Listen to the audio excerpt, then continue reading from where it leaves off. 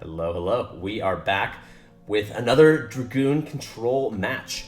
I think this deck really does shine, like I said, in a best 2 out of 3 format. So we'll have another match for you to see what this thing can do post-side against Fire King Snake Eye, of all things, too. So let's go ahead and do the card by card for our game number 1 here. We have the Infinite Impermanence, Crossout Designator, Albaz, Mourner, and another Imperm.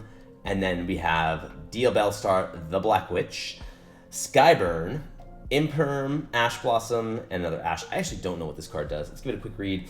Target an equal number of Fire King monsters you control and cards your opponent controls. Destroy them. Interesting. The kind of removal on both sides. If a Fire King card, plural, cards, you control be destroyed by card effect, you can banish this card from your graveyard instead. Interesting. So it's removal. So let's see. Who won the die roll here? Oh. I did. But the problem is it's completely unplayable. This hand does nothing. So that is unfortunate. And at this point, it doesn't even make sense to set the cross out because these imperms are way better in hand anyways. So, I don't know about better in hand, but I don't want to play into like board wipes and stuff, and so I'd rather just keep the whole hand and use this for next turn and stuff. And let's just hope we can play through. Oh, and then of course they rip a Snake Eye Ash off the top. This is just disgusting. Okay, so we obviously imperm the first activation of Snake Eye Ash here. So they're not going to have to do that. So they're going to have to extend somehow. Okay, so they send that off for the Black Witch. That makes sense because it was negated. It won't get its second effect to tutor another one out from the deck. So now they're going to try to Black Witch here and set something else up. So we'll Mourner that and not let them know that we have a second imperm. And what's nice is by Mournering this, if they wanted to continue to extend, they're going to take some serious damage too. So I'm super happy with just using the Mourner there, keeping the Imperm for later, which is great. They set to, this is horrible on their part. If I had evenly matched, I would blow them out. You never set before the battle phase. So this, this might be an indication of where we're at with this duelist here. But nonetheless, they do attack me. I take the damage, and they just pass the turn. So double Ash Blossom in hand. They have an Imperm. Skyburn does nothing. Oh, this is great. Crossout plus the Red Eyes Fusion. We are good to go. All right, Ash Blossom literally means nothing when we have Crossout. So we'll cross out the Ash and bring out the man, the myth himself, Mr. Dragoon, with a Dark Magician and a Red Eyes. Dragoon Pop. Take some damage.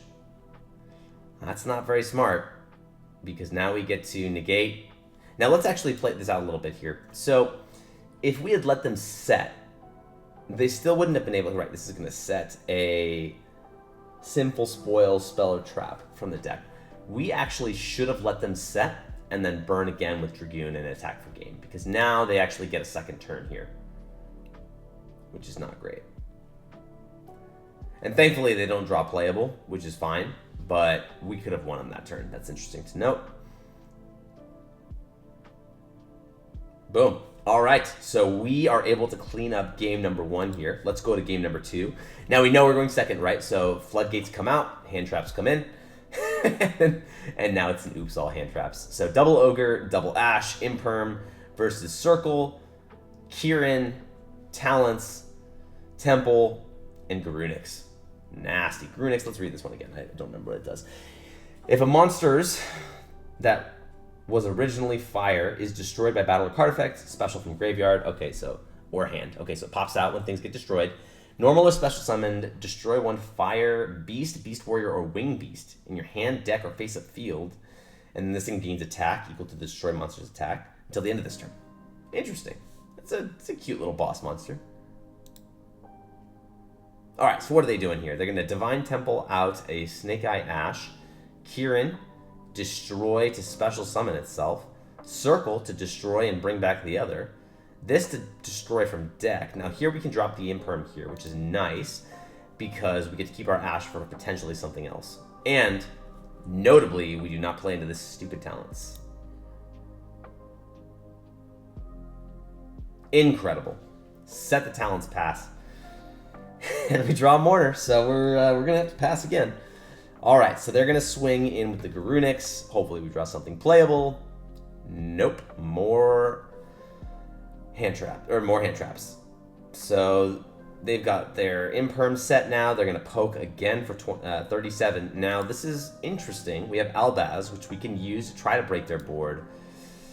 The problem is they have imperm for the Albaz, so it never really mattered. We were always dealing with the temple, but we were never playing around to imperm, so that is unfortunate because now they can just do whatever they want.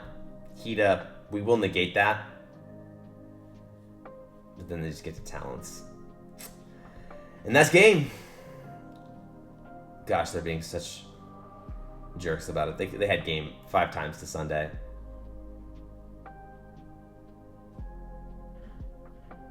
Okay. Anyways, moving on to game number 3 here. And we are now going first, meaning the floodgates come right back in here. All right. So with this hand, we have the Insight, Droplet, Branded Fusion, Alubra, and Metaverse versus Wanted, Original, Kieran, Droll, and Cosmic. So we're going to go ahead and Insight, right? We dump our Wyvern, search our Red Eyes Fusion, best card in our deck. They'll drop a Droll, which does literally nothing. They're just giving up resources in their hand. So now we're going to bring out Mr. Dragoon himself. Set the Metaverse and the Droplet. Pass. Draw phase. We go ahead and drop the Metaverse. We don't want them to get to their main phase and just start playing spells for free. They're going to really need to set up their spellcaster first. So we will Metaverse on out. Now they're going to take care of the Droplet, which is a little bit unfortunate, but that's fine. I think they know that we're going to probably try to set something up here. So we're going to go ahead and bring out the Secret Village, which... Let's give this a quick think. Does Secret Village hurt this strategy more than Necro Valley? Because this thing is special summoning from the grave. This thing triggers in the graveyard but does not move. This thing pops out of the grave a little bit. I still think Secret Village is the correct play here, because they can't use spells, and that's a little bit more important than manipulating the grave. So we've got our Dragoon, we've got our Secret Village, so they do bring out a Diabellstar the Black Witch. The challenge for them, though, is they're going to need to keep this up for their spells. Now this doesn't make any sense, right? Why would you use Black Witch and allow me to remove it? Because now I'm going to Dragoon pop that. Now they don't have a spellcaster. So this thing's doing nothing. This thing's doing nothing. What? It's going to bring out the other thing? A Kieran? That's not great. So they're just cycling. Does nothing to destroy. Oh my goodness. Did they really not realize that they could destroy one card on the field? I think we deserved to win this one, but man, there's the opponent could learn a thing or two from rewatching these replays as well. So, they just lost connection.